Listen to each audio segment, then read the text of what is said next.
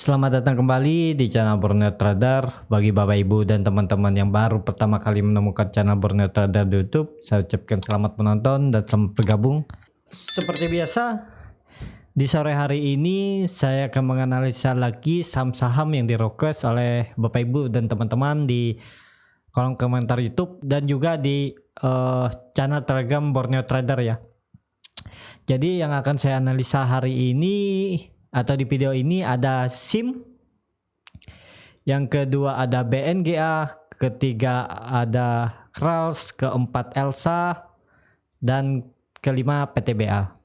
Jadi kita langsung saja ke saham pertama. Saham pertama ada SIM. SIM pada hari Selasa kemarin ditutup naik 1,85% ke level harga 330. Di hari Senin juga SIM juga naik cukup tinggi ya di 2,53%. Kita lihat dalam kenaikan 2 hari asing di minggu ini, sahamnya terus dijual asing ya, nih yang Bapak Ibu bisa lihat dari pertengahan Agustus asing terus jualan ya, walaupun ada beli tapi lebih besar jualnya daripada beli saham SIM. Kita langsung saja ke teknikalnya. Secara teknikal SIM tutup pas di resistennya di 330, dan yang Bapak Ibu bisa lihat kenaikan kemarin SIM disertai volume tapi tidak mampu naik lebih tinggi dari resisten, sempat menyentuh level tertingginya di 344 tapi kemudian dibawa turun ya, tutupnya pas di resisten. Jadi untuk minggu depan SIM masih ada berpotensi ke atas, menguji resistennya terdekat di 346. Kalau itu mampu di breakout ya arah selanjutnya ke 378 ya, ke resisten sideway-nya ya. Nah Bapak Ibu, kalau ditarik garis panjang ini dari bulan Mei 2019, SIM cukup lama bermain di range harga 330 sampai 378 ya. Ini dari bulan Mei sampai Februari, jadi hampir 8 bulan ya SIM bermain di range harga 330 sampai 378. Jadi masih menunggu konfirmasi untuk SIM. Kalau dua candle masih di atas 330, itu bisa dikatakan bisa terkonfirmasi ya. Range sideway SIM akan bermain di 330 lagi sampai 378. Jadi bisa spekulasi buy. Kalau Bapak Ibu mau spekulasi buy di harga 330 juga bisa. Cut loss saja di bawah dynamic support MA20 di 310 atau 308, itu dengan potensi kerugian di 6-7%. Take profit terdekat di 348, itu sekitar 5%. Tapi kalau mampu breakout ya pasang trailing stop aja. Arah selanjutnya SIM ke 378 ya. Nih. Tapi harus konfirmasi tutup dulu ya, 2 candle minimal atau ya 3 candle lah di atas 330 ya, bisa dikatakan SIM akan mengarah ke 378. Pelan-pelan juga bisa ya, kalaupun langsung juga bisa nih, yang Bapak Ibu bisa perhatikan. Setelah dia di breakout sempat breakdown tapi kemudian naik 2 candle aja langsung menutup ya, langsung ke arah atas. Jadi seperti itu untuk SIM. Indikator MACD juga masih bagus, garis biru mengarah ke atas dan arahnya juga cukup lebar, dan bar chart di atas 0 juga makin tinggi ya. Jadi SIM arahnya ke atas. Semoga tidak false breakout ya. Semoga tidak false breakout dan SIM melanjutkan kenaikan karena sentimen positif juga ya. SIM, LSIP, AALI itu di sektor agri, lebih fokus ke kelapa sawit, dan memang harga kelapa sawit juga di petani juga naik cukup besar ya, di sekitaran 1.700 per kilo, yang biasanya di tahun kemarin itu maksimal ya di 1.100 sampai 1.200. Tapi di 8 bulan dari mulai Maret kemarin harga TBS mulai naik ya, sempat menyentuh 1.800 di bulan Juni kalau nggak salah, tapi kemudian turun lagi ke 1.400. Habis itu dalam 2 bulan terakhir ini sudah naik lagi ya di kisaran 1.700 sampai 1.800. Jadi ya itu merupakan sentimen positif juga untuk ya cetak laba mereka mungkin di kuartal 3 ini akan naik karena harga TBS juga naik kan. Jadi seperti itu untuk SIM. Kita langsung saja ke saham kedua. Saham kedua ada BNGA. BNGA pada hari Selasa ditutup di 760 sama harga penutupan pada hari Senin. Tapi yang Bapak Ibu bisa perhatikan, foreign atau asing masih jualan BNGA ya, 5 hari dia jualan. Tapi secara bulanan dari tanggal 17 September asing terus jual saham BNGA ini ya, baru 5 hari dia beli.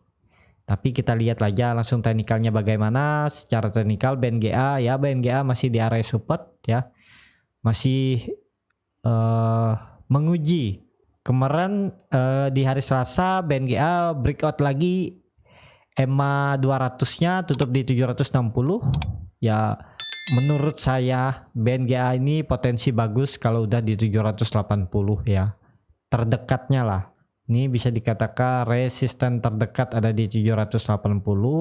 Kalau dia mampu breakout sini cukup bagus untuk BNGA, arahnya ke 820 bahkan ke 830. Jadi apakah bisa spekulasi buy ya? Ini strategi saya dulu. Kalau Bapak Ibu buy on support walaupun tidak mencapai 13%, tapi ya cukup lumayan sudah nih. Kalau Bapak Ibu di 6% sudah take profit ya cukup ya.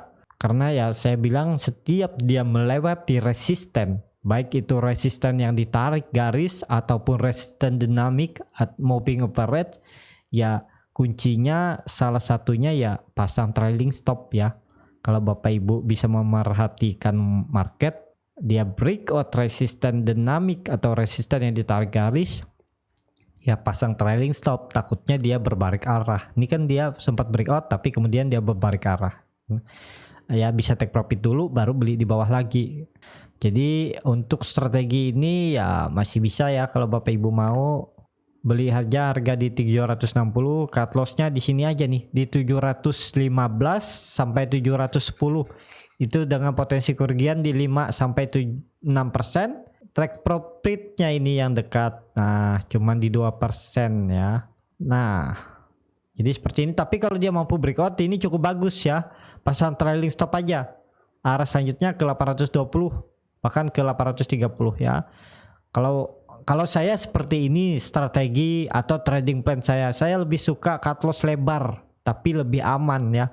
Menurut saya lebih aman, kalaupun cut loss ya cut loss-nya cukup besar. Nah kalau Bapak Ibu mau cut loss di bawah EMA 20 ini juga nggak masalah, ini di sekitaran 2%. Nah ini berbanding ya, hampir sama lah ya. Take profit di 780, cut loss-nya di 744, itu sekitar 2% juga. Jadi ya 50-50 lah, antara naik dan turun ya sama nilainya. Kalau Bapak Ibu mau strategi seperti ini juga nggak masalah ya. Jadi yang mana cocok aja dan yang mana sesuai dengan profil resiko Bapak Ibu. Banyak ada juga orang yang seperti ini malah win rate-nya lebih besar daripada loss rate ya. Ada. Dan kalau saya lebih suka yang seperti ini ya. Cut loss-nya di 715 sampai 710. Ya saya kan tetap pasang trailing stop. Kalau dia breakout dari 780, target saya di 820. Tapi kalaupun dia berbalik arah ya saya take profit dulu. Ya. Jadi seperti itu. Indikator MACD garis biru mulai melandai di perbatasan 0. Walaupun yang Bapak Ibu bisa lihat bar chart di atas 0 atau histogram di atas 0 itu makin kecil. Nah, ada potensi ya BNGA ke bawah, tapi semoga 725 dipertahankan ya. Dan BNGA mantul dari 725. Harusnya bisa ya. Jadi seperti itu untuk BNGA. Kita langsung saja ke saham ketiga. Saham ketiga ada RALS. RALS pada hari Selasa ditutup di level harga 575 sama harga penutupan pada hari Senin. Dan Bapak Ibu bisa lihat RALS masih dibeli asing setelah jual cukup besar. 3 hari asing mulai beli lagi dan terlihat di broker Semari, CLSA Sekuritas atau dengan kode broker KZ ya bisa dikatakan net buy yang sangat besar ya di 42.000. Nih, sellernya cuma di 12.000 yang paling tinggi, dan KZ tidak ada di top 10 seller ya. Dan ini ya bisa dikatakan akumulasi ya, walaupun akumulasinya berlanjut enggaknya ya kita nggak tahu. Jadi seperti itu, kita langsung saja ke teknikalnya. Secara teknikal RALS seperti analisa saya sebelumnya ya, target kalau Bapak Ibu beli RALS kemarin di 525 sampai 540, ini seperti strategi saya ya sudah take profit ya di 11%, ya, ruginya di cut lossnya di 7,6% di 480 sampai 490, dan ini masih bisa dipakai. Kalau Bapak Ibu mau beli RALS di harga penutupan di 575, ya cut lossnya sini aja di 530 sampai 525. Take profitnya ya di resistennya, harusnya kalau dia mampu lagi breakout ini ya ke EMA 200 ya di 690 sampai 600 sampai 700 ini. Nah, kita lihat seminggu depan aja. Kalau RALS mampu breakout itu potensi bagus ya. Ya minimal dia harus tutup di 600. Minimal kalau minggu depan RALS tutup di 600, sangat mudah RALS mengarah ke 690 bahkan ke 700 ini, menguji EMA 200-nya, dan resisten yang ditarik garis juga ini resisten sideway-nya yang sangat kuat ya. Dari bulan April sempat diuji 1, 2, 3 kali diuji namun gagal terus dibawa ke bawah, dan semoga ini menjadi momentum RALS mampu breakout dari resistennya di 690 sampai 700 ya. Dan yang swing trade ini menarik ya, beli dekat support, jualnya ya dekat-dekat resisten, atau ya seperti yang saya bilang, kalau dia menyentuh resisten terdekat, baik itu resisten di tarik garis atau resisten moving average, ya pasang trailing stop aja. Kalau dia berbalik arah, take profit dulu. Jadi seperti itu ya. Untuk RALS potensi besar masih ke atas, bahkan kalau RALS mampu breakout dari 690 sampai 700 ini, arah selanjutnya ke 900 bahkan ke 1000. Kita pasang target di 900 dulu ya. Nah, ke daerah sini ya. Nah, di sini ya, target selanjutnya 900. Jadi seperti itu aja untuk RALS. Kita langsung saja ke keempat. Jam keempat ada ELSA. ELSA pada hari Selasa kemarin ditutup turun tipis 0,93%, ke level harga 202. Terlihat dalam penurunan kemarin ELSA dibeli asing cukup lumayan ya di 32.000. Langsung saja kita ke teknikalnya. Secara teknikal ELSA masih di area support. Sempat hari Senin dia breakout EMA 150-nya, resisten dinamiknya, dan di hari kemarin Selasa dia breakdown lagi. Untuk besok atau di hari Senin minggu depan ya potensi ELSA menguji support dulu di 210 sampai 208. Kalau itu di breakdown, arah selanjutnya ke 190 bahkan bisa ke 176 lagi ya. Semoga ELSA mampu mempertahankan 206 ini, supportnya di 206. Apakah bisa spekulasi buy? Ya bisa aja ya Bapak Ibu. Yang penting Bapak Ibu catat. Kalau Bapak Ibu beli saham itu dicatat bagaimana trading plan-nya, dan itu nantinya bisa jadi bahan evaluasi Bapak Ibu di akhir bulan, biar bisa memperbaiki sistem trading dan juga bagaimana meningkatkan profil risiko Bapak Ibu untuk menjadi lebih baik ya. Nah, cut loss saja di 202 sampai di 200 ya. Take profitnya di EMA 60 aja. Nih, terdekat aja kita breakout. Nah, kalau mampu breakout dari 222 ya pasang trailing stop. Arah selanjutnya ya ke 230 nih. Jadi seperti itu ya untuk ELSA. Masih berpotensi ke bawah, tapi ya harusnya mempertahankan lah. Dia mempertahankan supportnya di 206. Jadi seperti ini strateginya ya.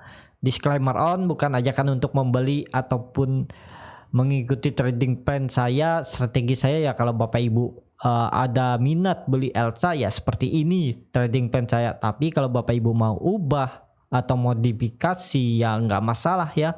Nggak ada juga aturan kalau harus seperti ini strateginya, nggak juga ya. yang mana cocok aja dengan Bapak Ibu, yang membuat profit ya itu yang dipakai, walaupun beda sama orang ya udah. Yang penting Bapak Ibu dapat profit kan, yang penting hasil, bukan masalah strategi ini yang bagus, strategi ini atau trading plan ini yang benar. Ya nggak ada benar salah kalau strategi dan trading plan. Yang menentukan kan hasil akhir, apakah trading plan atau strategi Bapak Ibu tuh bagus enggaknya kan. Ya kalau Bapak Ibu menghasilkan ya berarti bagus buat Bapak Ibu. Jadi seperti itu ya. Tingkatkan kualitas strategi ataupun trading plan Bapak Ibu dengan ya terus belajar lah. Sama-sama saya juga, sama seperti saya juga masih terus belajar untuk memperbaiki trading plan yang agar ya bisa lebih bagus lagi lah ya ke depannya.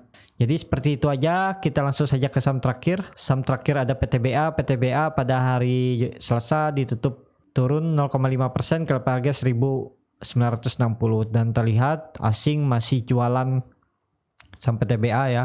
Kita cek broker semari nih, Bapak Ibu bisa perhatikan Credit Suisse, JP Morgan masih mendominasi untuk jualannya, dan terlihat CS dan BK tidak terdapat di top 10 buyer. Jadi bisa dikatakan ini ya distribusi mereka ya, walaupun berlanjutnya enggaknya ya kita lihat aja secara teknikal. PTBA seperti analisa saya sebelumnya, selama di bawah 2000 ya potensi ke 1700 lagi sampai 1800 daerah sini ya.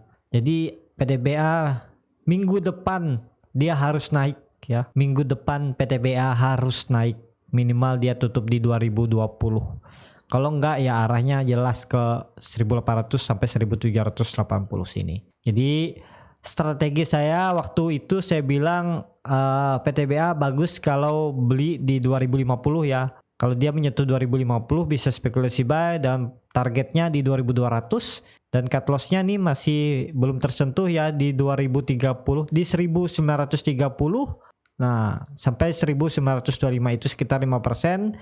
Ya, untuk sekarang posisi Bapak Ibu kalau beli di 2050 sudah rugi sekitar 4% ya. Ya masih kecil lah ya. Apalagi saham batubara. Tapi ini saham batubara yang LQ45 atau big cap ya. Jadi ya ini masih kecil. Kalau di 5% cut loss itu nggak masalah menurut saya ya, sekali trading. Tapi ya tradingnya harus diversifikasi ya. Minimal itu dibagi 4 atau dibagi 5 equity Bapak Ibu. Misalnya Bapak Ibu punya equity di 50 juta. Jadi sekali trading itu dibagi 4 ya di 12 juta atau 10 juta lah. Jadi kalaupun turun 5% kan di 10 juta cuman di 500.000. Jadi cuman di 1%-nya aja kalau Bapak Ibu punya modal 50 juta. Jadi seperti itu ya strateginya. Menurut lebih bagus itu diversifikasi. Trading juga ada diversifikasi, nggak cuman investasi aja. Karena kita harus bagi modal kita untuk trading. Jadi ya minimal 4 lah. 4 sampai 5 itu sudah lumayan ideal dari equity ya. Jadi seperti itu, PTBA masih arahnya ke bawah sebelum dia mampu naik ke 2050. Semoga minggu depan dia mampu naik ya. Harus naik dia minggu depan. Kalau enggak ya ke bawah. Lebih dalam lagi dia kalau enggak naik ya. Jadi seperti itu untuk PTBA. Cukup sampai di sini untuk video kali ini. Terima kasih untuk Bapak Ibu dan teman-teman yang sudah menonton video ini sampai habis. Apabila channel Borneo Trader ini bermanfaat dan bisa menjadi bahan pertimbangan Bapak Ibu dalam membeli, menyimpan, dan menjual sahamnya, bisa klik tombol berlangganan dan nyalakan lonceng notifikasi. Ada kritik, saran, ataupun pertanyaan bisa langsung tinggalkan di kolom komentar. Sampai ketemu di video selanjutnya. Terima kasih.